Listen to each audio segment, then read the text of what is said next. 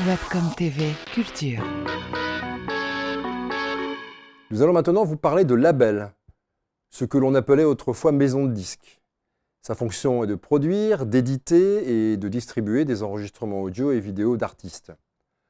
Pour nous en parler, Thibaut Dury, label manager de Roche Music, un label musical de référence qui compte aujourd'hui plus de 13 artistes, comme FKJ, Zimmer, Darius, Cartel ou encore Daboy.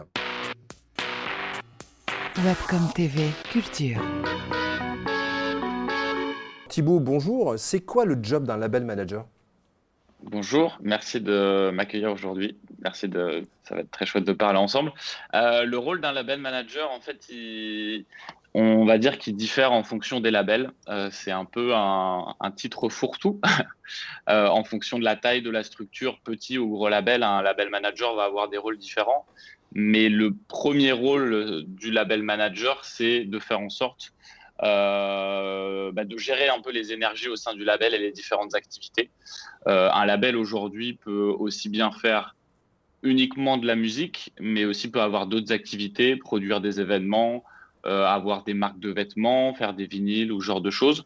Donc le rôle du label manager, ça va être de faire en sorte, pour être assez synthétique, que tout le monde aille un peu dans la même direction et de faire en sorte d'avoir un peu une vision sur le long terme pour les différentes activités que peut avoir un label. Alors Roche Music est un label aujourd'hui. Moi j'ai eu des choses très influencées par le nu disco, par le funk.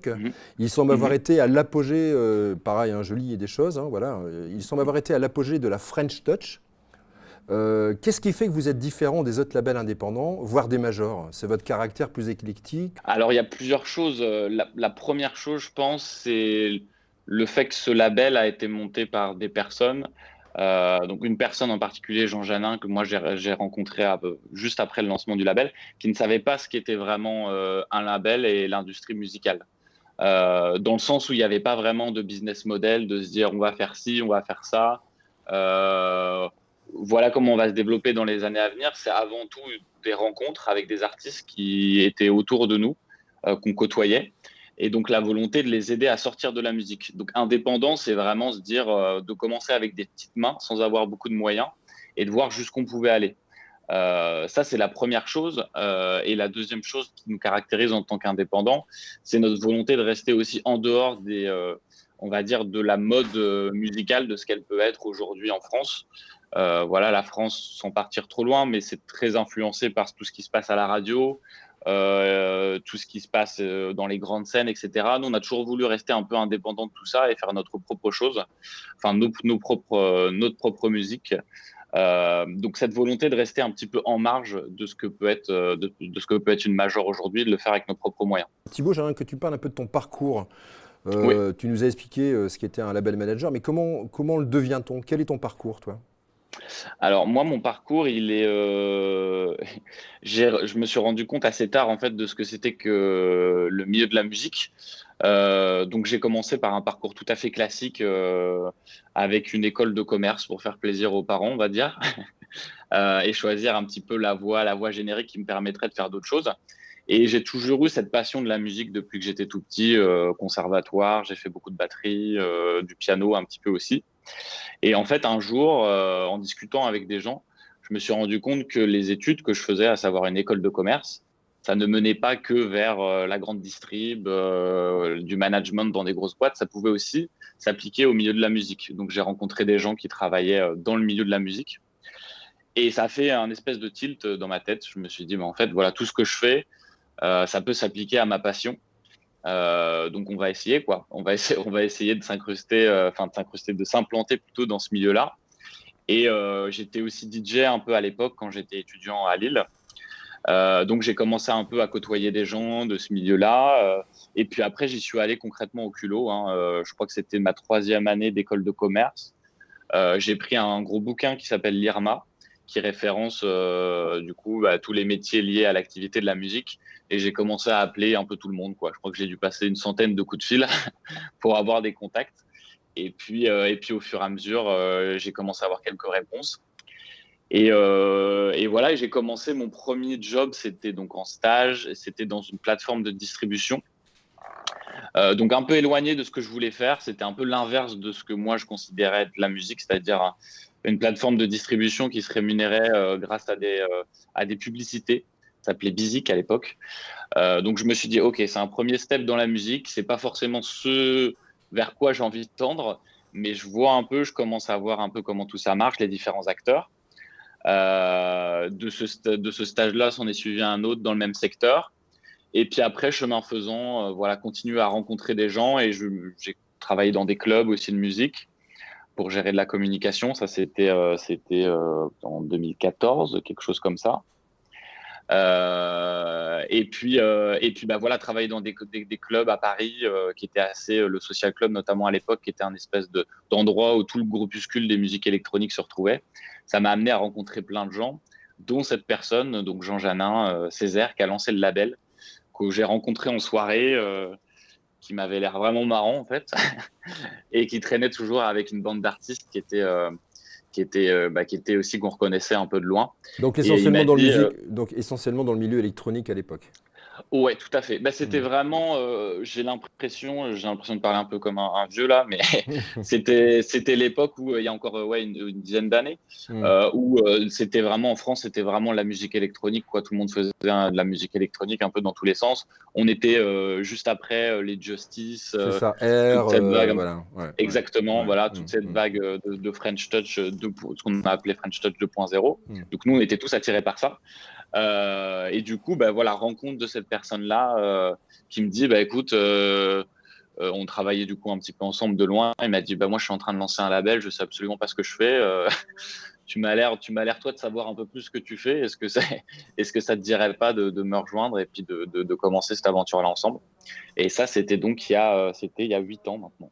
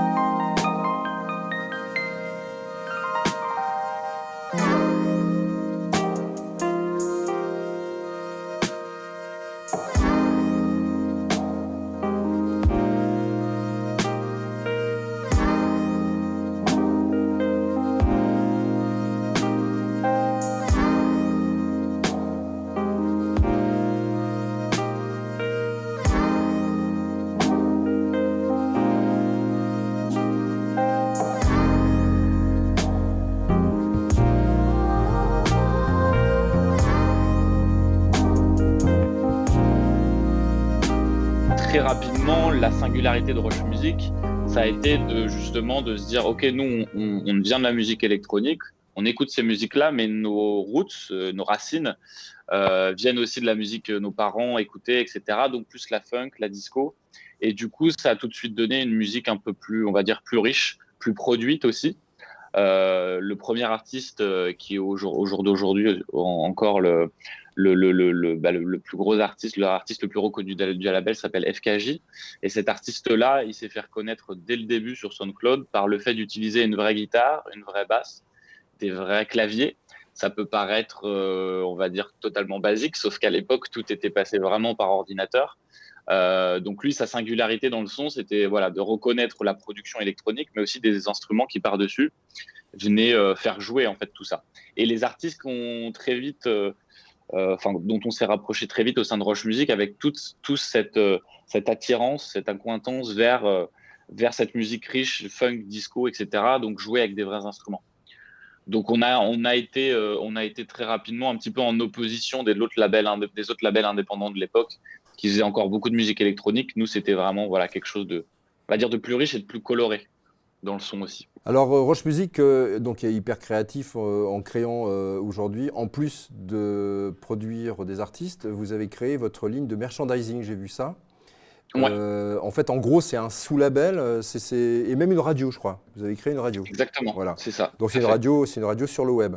Ouais. Alors en fait, en gros, on vous arrête plus. Il vous manque quoi aujourd'hui, la signature d'une star? Je sais pas, moi, je suis peut-être plus assez branché aujourd'hui par rapport voilà. Il vous manque quoi aujourd'hui pour aller encore plus loin? Parce que voilà, merchandising, enfin label, production d'artistes, une radio.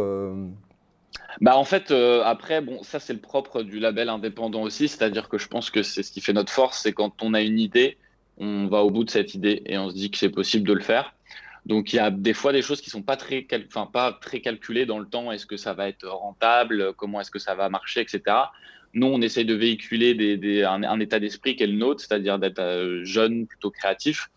Donc, on a fait plein de choses comme ça, enfin plein de petites choses, radio, merchandising. Après, l'essence de notre travail, ça reste de faire de la musique et de produire des artistes. Donc, si je dois dire, c'est quoi la prochaine étape?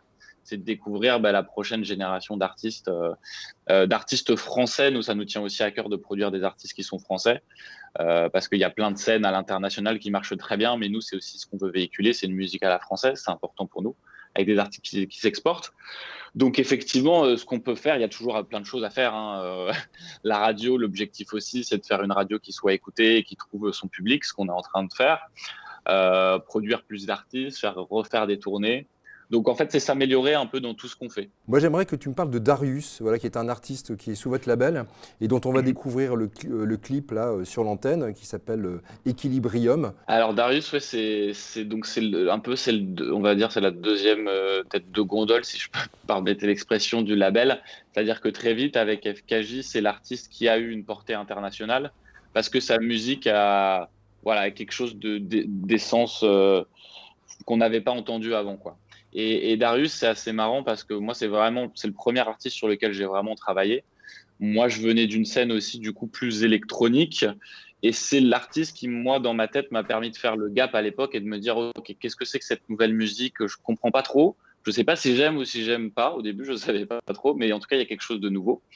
Et puis aujourd'hui, je suis devenu évidemment un grand fan de ce qu'il fait. Donc Darius, c'est un artiste français qu'on a sur notre label depuis 6 ans, qui avait un duo avant qui s'appelait Cherokee. Un duo, on va dire, ce qu'on appelait la French House à l'époque, donc un mélange de funk, de house et de French touch un petit peu, et qui a eu très très vite une reconnaissance à l'international, très rapidement. Des tournées aux États-Unis, en Asie, etc. Il devait avoir 19 ans, 20 ans à l'époque. Donc très très vite baigné dans tout ça. Et dans la foulée de ça, il a créé son projet solo qui s'est appelé Darius, avec un EP, je pense, qui a fait date et qui restera, qui s'appelle Romance, qui est considéré aujourd'hui comme un des vrais EP de la nouvelle génération house française, encore aujourd'hui, avec des titres comme Hot Hands ou Espoir. C'est des titres qui continuent à passer en radio un peu partout dans le monde. Et donc cet artiste, voilà, c'est la genèse en gros de ce qu'est aussi l'histoire de ce label, c'est-à-dire un artiste qu'on a suivi depuis le début, qu'on continue à suivre encore aujourd'hui, avec une musique qui évolue vraiment, c'est-à-dire que si vous écoutez aujourd'hui Equilibrium, qui va être diffusé un peu plus tard, et si vous revenez à sa discographie d'avant, Romance, on voit vraiment aussi une palette de sons et de production qui est vraiment différente.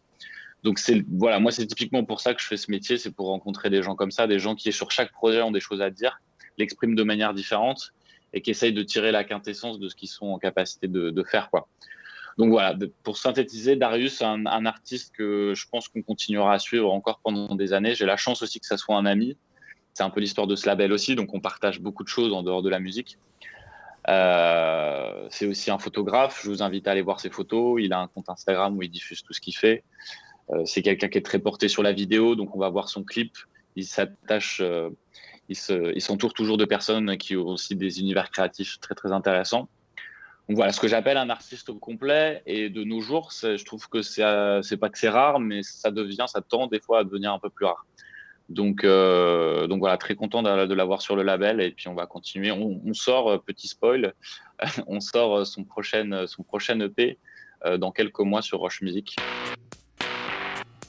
Webcom TV Culture. Merci Thibaut, bonne route sur les ondes internationales. Je vous propose maintenant de découvrir un clip de Darius, un artiste signé chez Roche Music qui a été bercé par Daft Punk, Air, Mojo ou encore Sébastien Tellier. Il nous distille ici dans Equilibrium une musique assez électronique qui nous rappelle la grande époque de la soul et de la musique psychédélique. Allez, magnéto.